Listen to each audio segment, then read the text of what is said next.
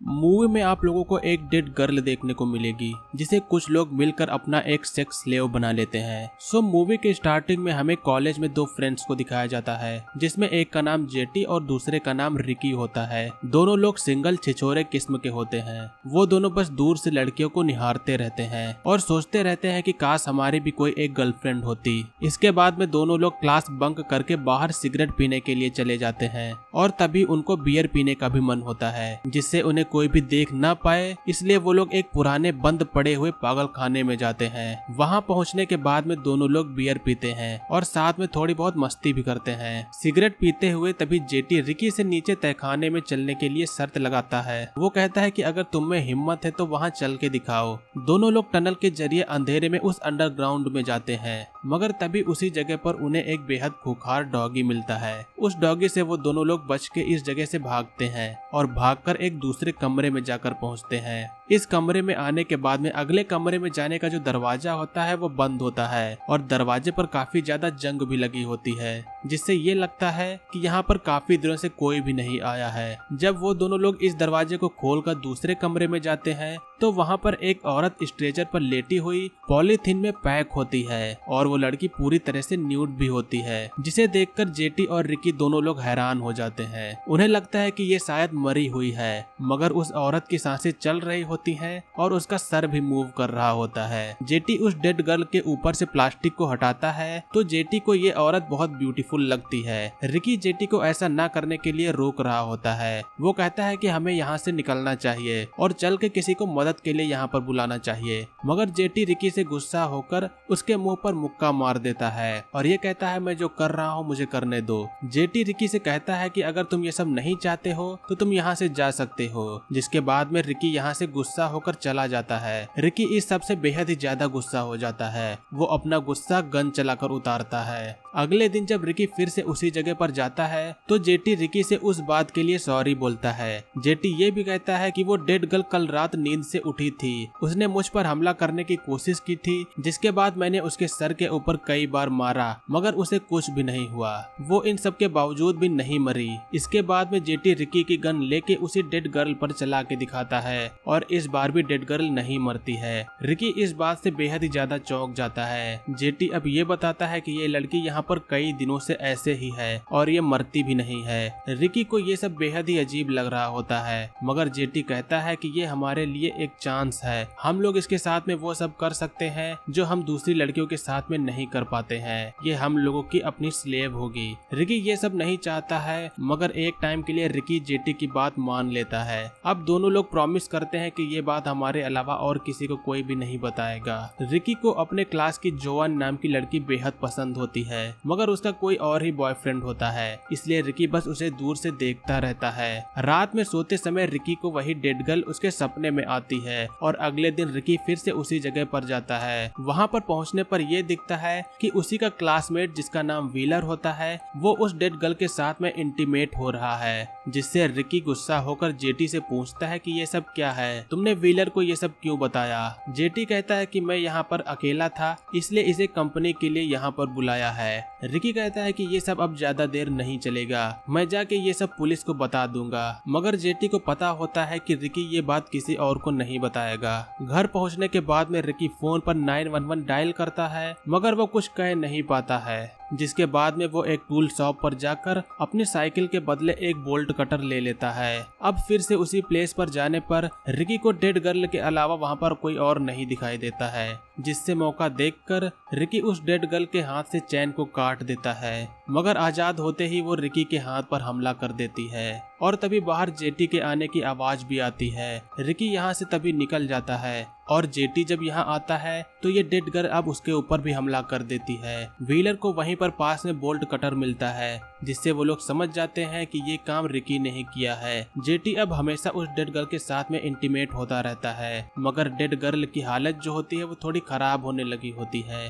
क्योंकि उसके शरीर की जो हीलिंग पावर होती है वो बिल्कुल नहीं बची होती है। जिससे उसके जो घाव होते हैं वो वैसे ही रहते हैं। स्कूल में रिकी जोआन को, जो कि वो उसे पसंद करता है, इसीलिए जोआन को अपने साथ में कहीं बाहर साथ में चलने के लिए प्रपोज करता है, मगर जोआन साथ में चलने से मना कर देती है क्योंकि जोआन का ऑलरेडी एक बॉयफ्रेंड होता है। ये बात जब जोआन के बॉयफ्रेंड यानी कि जॉनी को पता चलती है, इसीलिए जॉनी रिकी और उसके साथ में व्हीलर दोनों को बहुत पीटता है। लेकिन व्हीलर यहाँ पर गुस्से में ये कह देता है कि हमें किसी दूसरी लड़की की जरूरत नहीं है, हमारे पास खुद की स्लेव है जिसके साथ में हम कुछ भी कर सकते हैं। रिकी व्हीलर को ऐसा न कहने से रोकने की कोशिश करता है, मगर अब जब ये बात जॉनी को पता चल जाती है तब जॉनी उन्हें जबरदस्ती वहाँ पर ले चलने के लिए कहता है। जॉनी अब उन दोनों को अपनी कार के ट्रक में डाल देता है और जल्द ही वो सभी लोग उस जगह पर पहुँच जाते हैं। जैसे ही वो सभी लोग उस अंडरग्राउंड वाली जगह पर पहुँच जाते हैं तो जेटी इन सभी लोगों को देखकर बिल्कुल भी हैरान नहीं होता है, मगर जब जॉनी उस डेड गर्ल को पूरी तरह से न्यूड स्ट्रेचर पर बंधा हुआ देखता है तो वो काफी ज्यादा हैरान हो जाता है। वो डेड गर्ल के पास में जाकर उसे छूने की कोशिश करता है, लेकिन तभी वो डेड गर्ल उसके प्राइवेट पार्ट को काट लेती है।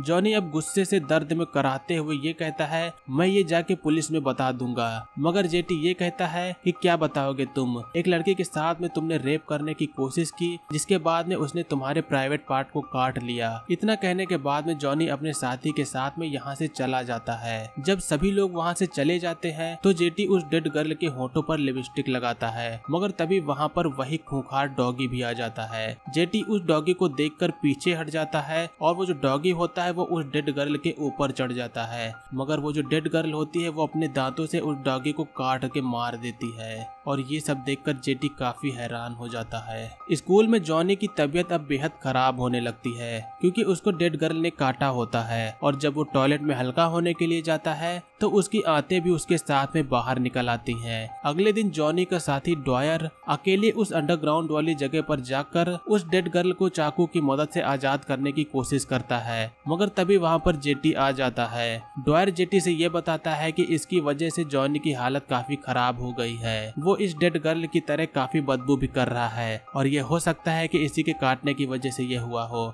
इतना कहने पर वो डेड गर्ल ड्वायर को भी पीछे से काट लेती है। अब यहाँ पर जेटी को एक सीक्रेट पता चलता है और ये सीक्रेट क्या है वो जल्दी आपको आगे पता चलेगा। थोड़ी देर बाद में जेटी अपनी कार से व्हीलर के साथ में एक पेट्रोल पंप पर जाता है, जिसके बाद में अब वो दोनों उस लड़की को किडनैप करने की कोशिश करते हैं। जेटी उस लड़की को इसलिए किडनैप करना चाहता है क्योंकि जब भी वो डेड गर्ल किसी को काटती है तो वो शख्स भी डेड गर्ल के जैसा बन जाता है, इसीलिए वो लोग इस लड़की को अपने जाल में फंसाने की कोशिश करते हैं, लेकिन वो लड़की अपने आप को इन सब के झांसे से फंसने से बचा लेती है। और तभी थोड़ी देर बाद में वहाँ पर जोआन आ जाती है। वो जेटी से अपने बॉयफ्रेंड के साथ में क्या हुआ उसके बारे में जानना चाहती है, लेकिन यहाँ पर जेटी का मन तो कुछ और ही कर रहा होता है। वो जोआन से कहता है कि चलो मैं तुम्हें बताने के बजाय दिखाता हूँ। दूसरी तरफ थोड़ी देर बाद में उस अंडरग्राउंड वाली जगह पर रिकी एक बड़ा सा चाकू लेकर जाता है। वो ये सोचता है कि अगर डेड गर्ल के छोटे छोटे टुकड़े कर दिए जाएं तो वो जरूर मर जाएगी। अब जब वो अंदर पहुंचता है तो डेड गर्ल उसे बंधी हुई दिखती है और वो जो कमरा होता है वो कई सारी चमकदार लाइटों से जल रहा होता है, मगर तभी रिकी को उसी डेड गर्ल के पीछे जोआन भी बंधी दिखती है। रिकी उसे खोल के यहाँ से निकालने की कोशिश करता है,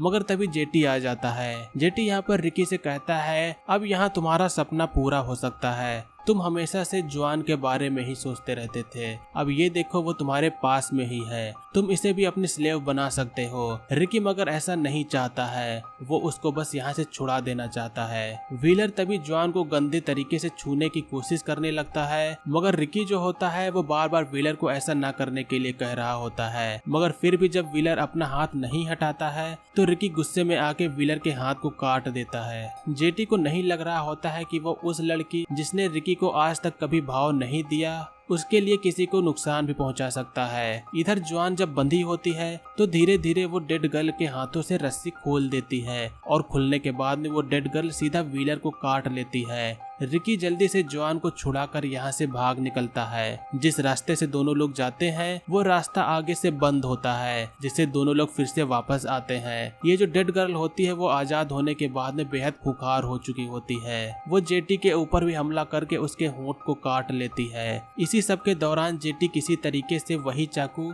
जोआन की पीठ पर मार देता है। अब जोआन रिकी के सामने धीरे धीरे मरने वाली होती है। रिकी बेहद यहाँ पर दुखी होता है। जेटी दूसरी साइड से कहता है, अगर तुम जुआन को बचाना चाहती हो तो तुम जानते ही हो कि तुम्हें क्या करना है। और ये सीन यहीं पर एंड हो जाता है। वो जो डेड गर्ल होती है वो भी यहाँ से भाग चुकी होती है। अब इसके कुछ दिनों बाद में रिकी को स्कूल में दिखाया जाता है, मगर वो अब खुश होता है। उसकी खुशी के पीछे भी एक रीजन होता है। जब नोआह मरने वाली थी तो रिकी ने उसे भी डेड गर्ल से कटवा के इन्फेक्टेड कर लिया था, जिससे जुआन भी अब डेड गर्ल बन जाती है। और यहीं पर इस जॉम्बी मूवी का एंड होता है। आप सभी लोग सोच रहे होंगे कि जॉम्बी तो इसमें दिखाया नहीं गया, तो फिर ये कैसे जॉम्बी मूवी हुई। दरअसल ये जो डेड गर्ल थी यही जॉम्बी थी, जिसके बारे में जेटी को डॉयर के काटे जाने पर पता चल गया था। और रही बात ये कि ये गर्ल इस जगह पर आई कैसे, तो ये एक पागलों का हॉस्पिटल होता है। और ये हो सकता है कि कई दिनों पहले डॉक्टर इस पर रिसर्च कर रहे हो, जिसके बाद में ये गर्ल एक डेड गर्ल बन गई हो। सो दोस्तों, ये थी हमारी डेड गर्ल मूवी का एक्सप्लेनेशन। उम्मीद करता हूँ कि आप लोग को एक्सप्लेनेशन पसंद आया होगा। अगर आप लोग को एक्सप्लेनेशन पसंद आया तो वीडियो को लाइक करेगा, चैनल पर नए हो तो सब्सक्राइब करेगा। आज की वीडियो के लिए बस इतना ही, मिलेंगे अगली वीडियो में। तब तक के लिए बाय, जय हिंद।